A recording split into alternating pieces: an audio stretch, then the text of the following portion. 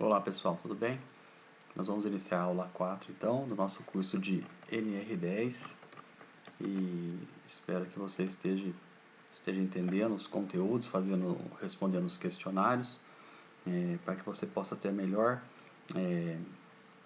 compreensão e relembrar, né? Para quem já sabe, relembrar as necessidades, procedimentos de segurança, ok?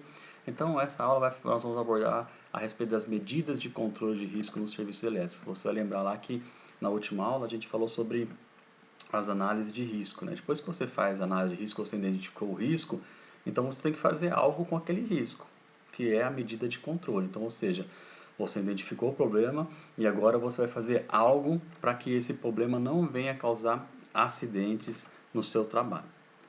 Tá bom? Então, o objetivo é você entender o risco, você já falou sobre o risco, mas entender quais são as possíveis medidas de controle que podem ser aplicadas nos trabalhos com eletricidade. Tá bom? E assim você fazendo uso das medidas de controle, você vai evitar então o acidente de origem elétrica, tá ok? Então, as medidas de controle de risco, elas são várias medidas de controle de risco. Talvez, pode ser que tenha até alguma outra medida de risco que não esteja aqui na apresentação, muito embora tentamos juntar aqui o máximo de medidas de controle de risco existentes no nosso meio, mas com certeza deve ter muito mais outras medidas de controle que podem ser aplicadas aí. A principal delas que eu tinha falado para vocês é o procedimento de desenergização. Esse procedimento, essa medida de controle de risco é a mais importante para o eletricista. Se você for em qualquer lugar, trabalhar em qualquer área do setor elétrico, você vai ter que saber esses procedimentos. Tem empresa que chama 5 regras de ouro, tem empresa que chama só de regras de ouro, tem vários nomes, né? Logout, tagout, mas é importante que você saiba o conceito porque ele deve ser aplicado em qualquer situação. Tá bom? Isso aqui são os mandamentos do eletricista, como não tem os 12 mandamentos da Bíblia, isso aqui é os mandamentos do eletricista. Vamos dizer assim, os 5 mandamentos, né? Que são cinco procedimentos aí, tá bom? Então você, como eletricista, não deve fazer serviço nenhum se a instalação não estiver desenergizada. Só que aí para estar desenergizado, você vai entender agora a sequência de desenergização. Então, a sequência de desenergização, ela começa com o seccionamento, tá bom? O seccionamento é o que? Você vai lá e desliga a instalação elétrica, né, através de um disjuntor, através de uma chave de manobra. Bom, o segundo procedimento é impedimento de reenergização. Você que tem que ter um meio de bloquear para que outras pessoas não liguem esse disjuntor que você desligou, essa chave. Às vezes você está fazendo um trabalho em conjunto com outras equipes, aí uma equipe vai lá ver o disjuntor desligado, ela não sabe, ela vai lá e religa. Então, elas não podem religar esse disjuntor por falta de comunicação, de não saber o que está acontecendo, vai lá e liga. Então, ela não pode religar esse disjuntor enquanto está acontecendo o trabalho. Então, quando você vai fazer um trabalho na instalação elétrica, você seccionou, você tem que impedir a reenergização. Tá bom? Ela tem que ter um cadeado ali, e aí junto com o cadeado o nome de quem fez o bloqueio. Você pode ver que nesse exemplo é um tipo de bloqueio que permite outros cadeados. Normalmente, os bloqueios permitem outros cadeados. Por quê? De repente, você vai desligar um determinado setor para vários tipos de serviço, várias frentes de trabalho. Então, uma é o pessoal que vai, por exemplo, uma linha de produção. Você desenergizou toda uma linha de produção. Aí vai entrar o pessoal que vai mexer lá com os sensores, vai entrar o pessoal que vai mexer com a parte mecânica, vai entrar o pessoal que vai trocar o motor, vai entrar o pessoal que vai mexer na iluminação. Então vamos supor que tenha 5 equipes. Todas elas têm que colocar o cadeado, tá bom? Todas elas. Por quê? Porque elas não podem estar expostas ao risco quando for energizado, ou seja, tem que ficar desenergizado para eles poderem trabalhar. Então por isso que tem que ter a possibilidade de você colocar mais de um cadeado, tá ok? O risco de reenergização enquanto você está trabalhando ele é altíssimo, altíssimo. A maior parte dos acidentes de origem elétrica são por causa disso, porque alguém desligou e estava trabalhando e foi lá alguma outra pessoa desavisada, não estava a par da situação, foi lá e religou o circuito e acabou, então, o eletricista que estava trabalhando na rede lá, ele acabou recebendo uma descarga elétrica, tá bom? Então, é extremamente necessário. Aí depois vem o que? A constatação da ausência de tensão.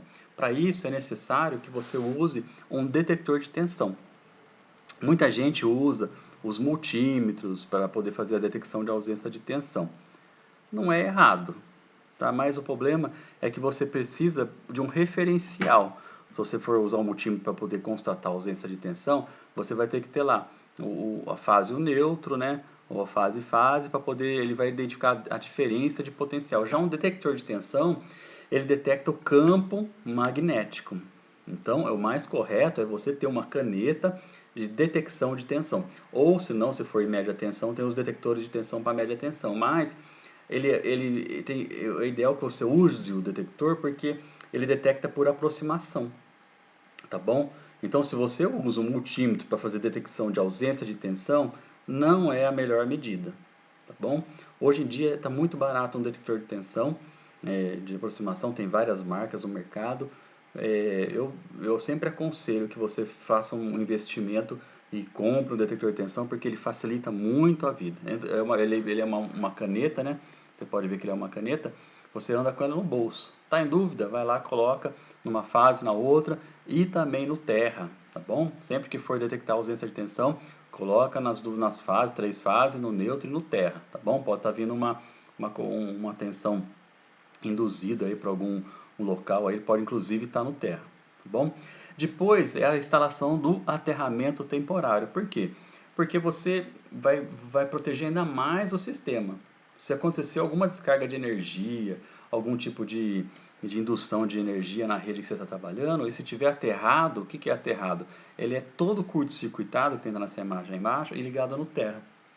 Tá bom? Então, se tiver curto-circuitado, ele não vai, a corrente elétrica não vai chegar até o trabalhador. E aí você tem que lembrar que o aterramento temporário ele tem que ser colocado antes e depois do local de trabalho, tá bom? É lógico que se você for fazer um trabalho num painel, depois de um painel elétrico, você vai aterrar ali o painel, não vai ter um local para você aterrar no final da instalação, porque a instalação depois ela se abre e se dissipa, você não consegue achar o final, né? São vários pontos. Mas instalação de rede aérea, por exemplo, você consegue isolar um determinado espaço de rede aérea, você consegue aterrar a jusante e a montante, tá bom? Que é como o pessoal chama aí, antes e depois da montante e ajusante, antes e depois da instalação onde você vai mexer, tá ok? Aí, em situações onde ainda vai acontecer de existir parte energizada, aí você deve proteger as partes energizadas, tá? E aí no final, a instalação da sinalização de impedimento de reenergização.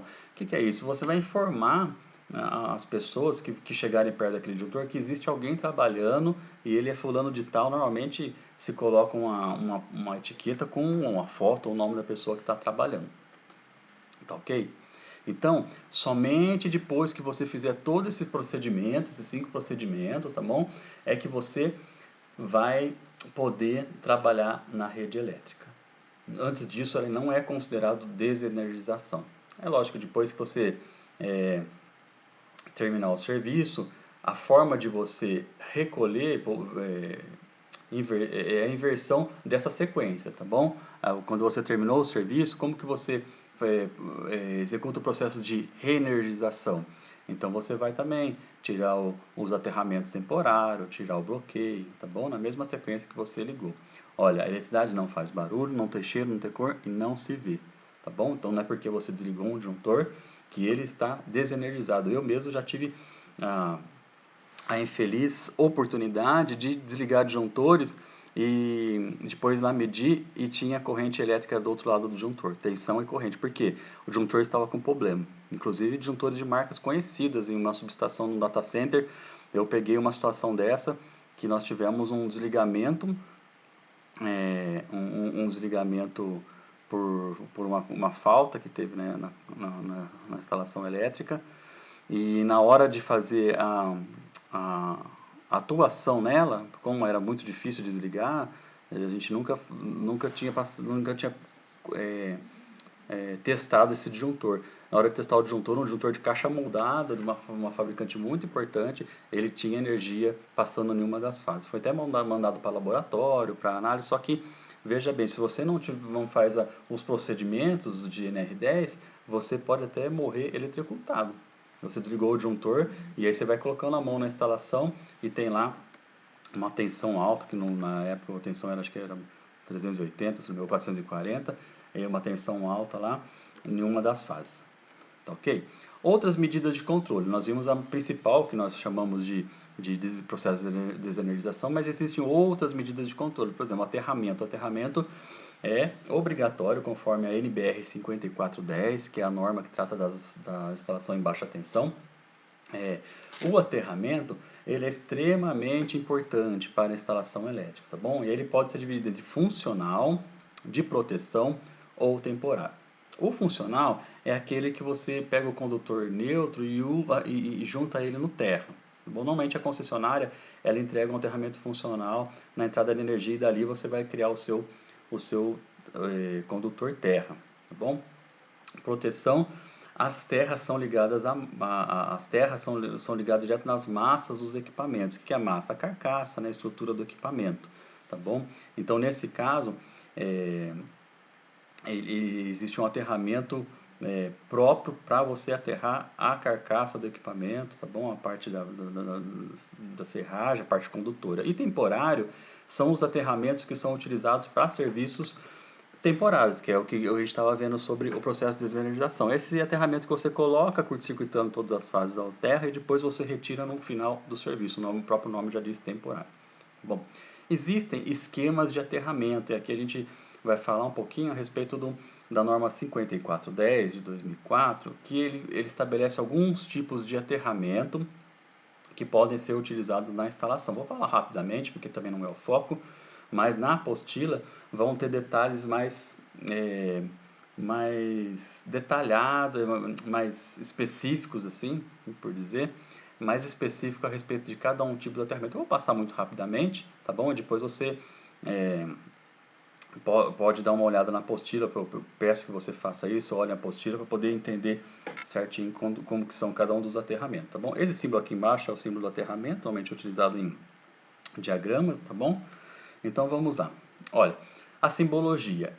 A simbologia é assim, tá vendo essa cruzinha aqui, esse sinal de mais? Esse risquinho aqui na vertical, com um quebradinho para a esquerda, ele é o símbolo do neutro, ou seja, como se fosse um cabo aqui, né, indicando que existe um condutor neutro. Quando existe o Tzinho, que é esse símbolo, o segundo símbolo, aí é o condutor de proteção, que é o terra, tá bom? E quando ele tem o T junto com uma bolinha aqui embaixo, é porque ele é um condutor que tem as funções de neutro e de terra, tá bom? Tem situações que você usa o aterramento funcional, que é aquele que você usa o terra e o neutro no mesmo condutor, tá bom? Não é o ideal, tá bom? O ideal é que seja neutro separado do condutor terra, porque no condutor neutro circula corrente elétrica, correto ou não? Quando você liga um equipamento em 127 volts, por onde que volta a corrente elétrica do equipamento que está ligado? Ele volta pelo neutro. Então o neutro é um condutor que tem corrente. Já o terra não pode ter corrente. Muito embora em subestações muitas vezes existe uma corrente elétrica drenando pelo terra por conta do campo magnético do campo elétrico. Mas o condutor terra ele tem que ficar livrinho para que no caso de uma falta seja feita a drenagem de corrente elétrica pelo condutor terra, tá ok? Então, como que é a classificação? Então, ela tem duas letrinhas, né? Os tipos de aterramento, duas letrinhas. A primeira letra, ela vai falar sobre a questão da alimentação em relação à terra. Então, ele pode ser ou aterrado ou isolado, tá bom? A segunda letra está relacionada às massas da instalação, né? Então, ele pode ser aterrado, ó, massas diferentes de aterrada, ou T, né? Ou N, que são as massas ligadas no ponto de alimentação aterrado. Você vai entender depois isso aí. Outras letras, S, função de neutro e de proteção asseguradas por condutores distintos, e o C, função de neutro de proteção combinadas em um único condutor. Então, olha o esquema TN. Como que funciona o esquema TN?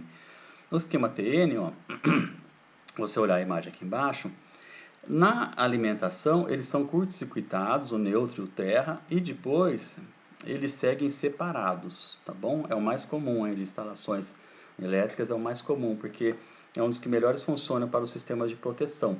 A concessionária, ela entrega para você um sistema TN, porque ela aterra lá o neutro lá na entrada, e depois você segue separado com esses dois condutores. Aí ele tem o sistema TNC, tá bom? O esquema TNC, as funções de neutro e de proteção são combinadas em um único condutor, tá bom? E o esquema TNCS, em parte do qual as funções de neutro e de proteção são combinadas em um único condutor, conforme a figura abaixo.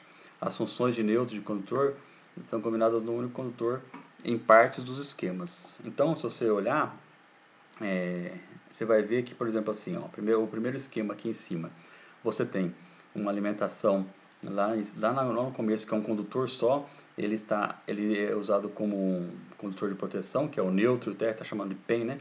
Neutro e terra. Depois ele segue para a instalação, olha aquele simbolinho do T com a bolinha, que ele é neutro e terra.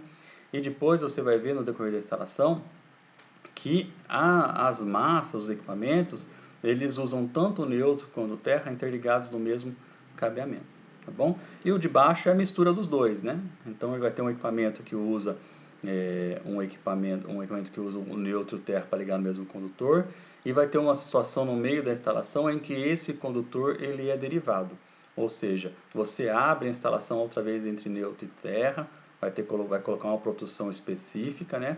E aí você liga cada um dos condutores no ponto de neutro e terra do equipamento.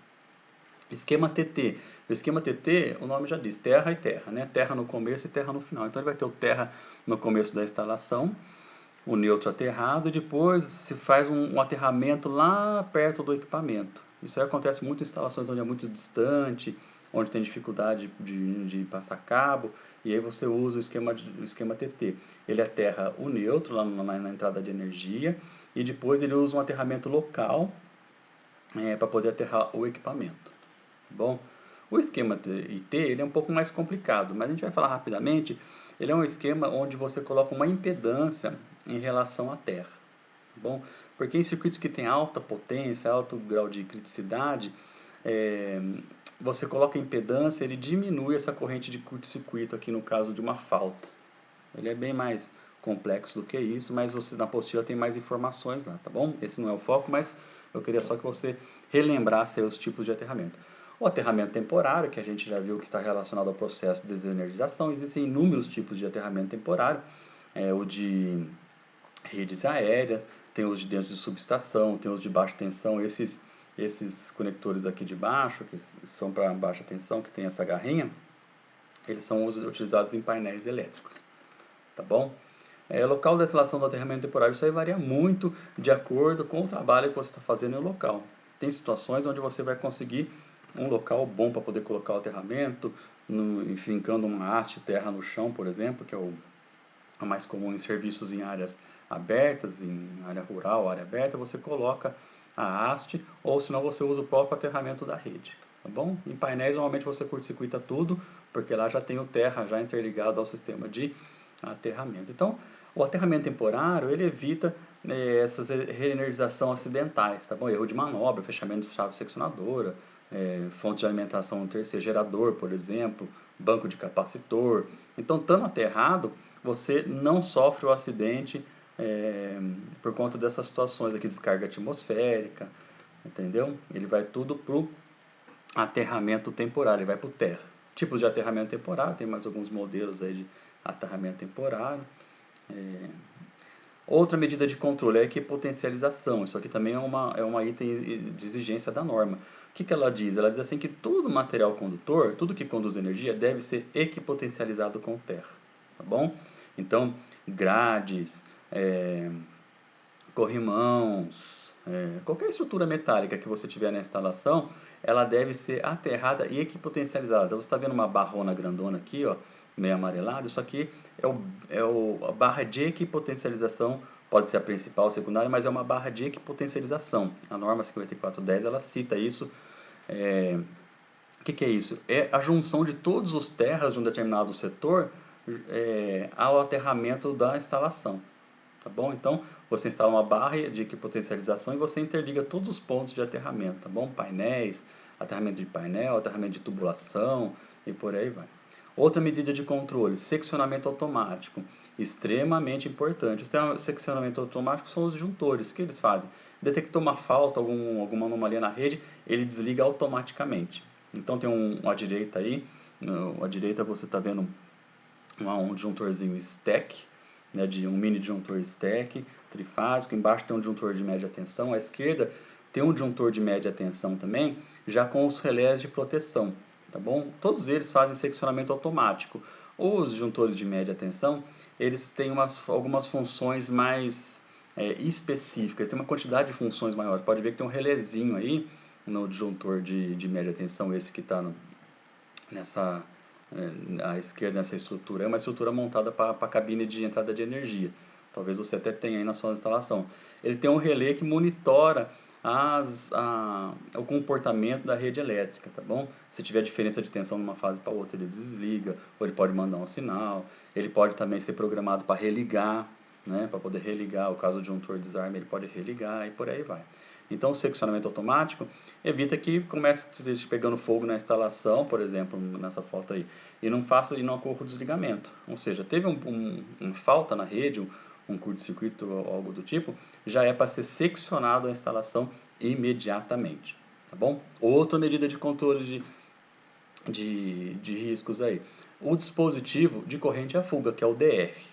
O DR é extremamente necessário porque se a pessoa tomar um choque na instalação elétrica, ele desliga automaticamente antes da pessoa sentir o choque. Tá bom? Aí tem o IDR e o DDR, tá? Existe uma diferença. O IDR ele é só para detectar essa corrente de fuga. A pessoa colocou a mão na instalação, teve uma corrente de fuga lá, ele detecta e desarma. Já o DDR, além dessa função, ele também funciona como disjuntor. O disjuntor pode ser usado como disjuntor geral. Aí existe tem um desenho, uma imagem de um painel onde foi instalado um DDR e ele está aí antes da instalação, no começo da instalação, tá bom? Ó, a explicação para ele é a seguinte, ó, o nome do DR é diferencial residual. Ele mede a corrente que vai embora lá para o circuito, aqui embaixo, onde você vê o quadradinho com o escrito R, é a sua carga. Então, por exemplo, vamos dizer que esse R aqui é uma geladeira. Tá? Aí ela está com problema lá, está dando fuga para a carcaça e está tendo um condutor aqui na carcaça da geladeira, está tendo energia. Se você colocar a mão lá, você toma um choque. Então, o que o DR faz? Ele vê a corrente que está saindo, indo lá para a instalação, e a corrente que está voltando, ele fica comparando o tempo todo. Se uma pessoa coloca a mão lá e toma um choque, você concorda que essa corrente ela vai desviar para o corpo da pessoa? Ela vai desviar, uma parte da corrente vai desviar, então ele vai detectar essa diferença, porque ele entregou, por exemplo, 2 amperes e está voltando 1,5 ampere, por exemplo, ele já identificou que existe um problema. Aí vai acontecer, ele vai desenergizar. Tá bom? Outra medida de controle que existe na NR10 e na 5410, ela dá mais detalhes, são as correntes self e pelve. Você abaixa os valores de tensão para que essas não possibilitem os riscos de choque elétrico. Existe uma tabelinha, até na norma 5410, a respeito desses valores. Ó, extra baixa tensão, tensão inferior a 50 volts em corrente alternada ou 120 em corrente contínua. Ou seja, se você usa uma corrente, uma tensão baixinha no seu circuito, você nem precisa, você pode trabalhar com eles com os EPIs corretos, claro, né? Obviamente, mas você pode trabalhar sem desenergizar, tá bom? Porque existe o quê? Uma limitação da tensão da corrente e do curto-circuito, ok? Bloqueios e impedimentos. Situações onde é muito comum usar bloqueio e impedimento, em situações onde você desenergiza uma parte da instalação e a outra continua energizada, tá bom? Então você coloca bloqueios. Obstáculos e anteparos são as limitações da rede elétrica mesmo. Se você entrar numa subestação, por exemplo, você vai ver que o transformador não fica lá livre para você acessar ele. Existe um anteparo, um bloqueio, um obstáculo, né, para você não chegar perto dele. Isolamento de partes vivas, é o que eu estava falando. Em situações onde você vai trabalhar com uma parte energizada e outra desenergizada, você faz então a instalação desses isoladores, tá bom? Esses isolantes. Aí tem os tapetes, tem uma série de tipos de isolantes próprios para esse tipo de situação, ok?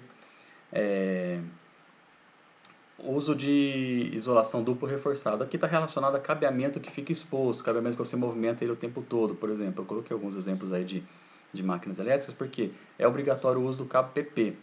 Esse cabo aqui, ele está errado, porque falta o condutor terra, né? Mas o correto é o que? Um condutor que ele tenha dupla isolação. PP, PVC, PVC, ele quer dizer assim, olha, tem dupla isolação. Tem uma isolação elétrica e depois tem uma isolação em volta mecânica. Por quê? Porque ele vai proteger contra choques mecânicos, contra qualquer coisa que possa estragar aqui a isolação. Então protege a pessoa. Aquelas extensões que você vê dois fiozinhos enrolados, aquilo lá não pode ser usado, porque qualquer dano na isolação já fica exposto o condutor, tá bom? Então extensões, cabos de equipamentos elétricos, tem que ser usado o cabo PP com o TER, tá ok? Colocação fora de alcance, é um tipo também de medida de controle muito utilizado para média tensão. Você pode ver que os cabos de média tensão, normalmente eles são colocados lá no alto, numa situação onde que você não tem acesso. Chama-se colocação, isolação por colocação por fora de alcance, né? Colocação fora de alcance. A NR10 ela estabelece algumas áreas para que você possa sinalizar e controlar o acesso. Tá bom? Isso aí é um item da NR10, vou ter uma tabelinha lá, eu vou mostrar para vocês a tabelinha. Então, ó, esse ponto preto em volta vermelho é onde está o local energizado. Tá bom? Aí depois você vai ver, ó, tem uma circunferência cinza, que ela é chamada aqui, zona de risco. Então só pode ficar aqui nessa área os trabalhadores autorizados e com a adoção de técnicas, instrumentos e equipamentos apropriados para o trabalho. Tá bom? Então quem que é? É o cara que vai realmente fazer o serviço, ou o cara que está com IPI, que está preparado para poder ficar nessa área aí. Depois tem uma segunda área, que é a zona controlada. Então, assim, é os trabalhadores também, que dão apoio ao pessoal que está aqui trabalhando aqui na zona de risco, mas é uma área controlada. Esse pessoal que não tem acesso ao ponto energizado, o ponto da instalação, mas eles também fazem uso de EPIs. E depois a zona livre, que é o quê? É o pessoal que pode ficar circulando. Então, todo serviço elétrico ele deve ser composto por essa sinalização, por esse bloqueio, né? Você limitar o acesso das pessoas. Então, a zona de risco, onde está todo mundo trabalhando, uma zona de controle, que é onde guarda as ferramentas, onde tem o pessoal de apoio, e depois a zona livre. Tem que ficar, especificamente, a zona livre tem que ficar muito bem sinalizada, porque pessoas que não estão participando do serviço, elas não têm noção do risco envolvido. Tá bom? Aí está uma tabelinha. Essa tabela está relacionada aos níveis de tensão. Olha que interessante, ó. Faixa de tensão nominal na instalação elétrica em kV. Tá bom? Então, ó, 1000 volts. O raio da delimitação da zona de risco controlado, ó, 0,2 metros. Tá bom? Olha aqui, ó, raio de determinação da zona livre, 0,7. Tá bom? Então aqui tem todas as medidas aqui para você poder sinalizar a sua zona de risco e a zona controlada conforme o nível de tensão que você está trabalhando. Separação elétrica é um outro tipo de medida de controle, mais usada para a área médica, área cirúrgica, onde você faz uma isolação no transformador. O terra externo do transformador, ele não tem o mesmo potencial do terra interno, ou seja, não existe um terra, ele fica flutuante as fases da instalação dentro dessa área de separação elétrica, para que não haja dreno de corrente elétrica da fase para o terra, caso ocorra um erro ou uma falta ali dentro daquela área. Por quê? Ambientes de área cirúrgica, eles são extremamente úmidos e cheios de metais. Então, se acontecer alguma falta ali, não pode, por exemplo, o médico, ou o dentista, ou o cirurgião não pode tomar um choque trabalhando ali. Então, como é muito comum, a umidade, o que se faz? Se faz a separação elétrica, que ele perde, a instalação elétrica ela perde essa referência de terra e ela não consegue referenciar o terra, então ela não tem a passagem de corrente elétrica da fase para o terra através da pessoa. Tá, ok? Ele é bem mais complexo, se você tiver curiosidade, tem bastante informação na internet a respeito disso. Então, ó, aterramento temporário, potencialização de equipamentos, todas essas medidas de controle que foram citadas, elas fazem parte da sua rotina de trabalho como eletricista e que você possa aí, fazer uso delas. Tá, ok? Responda o questionário. e se você tiver dúvidas, pode postar na plataforma nossa de ensino. Muito obrigado.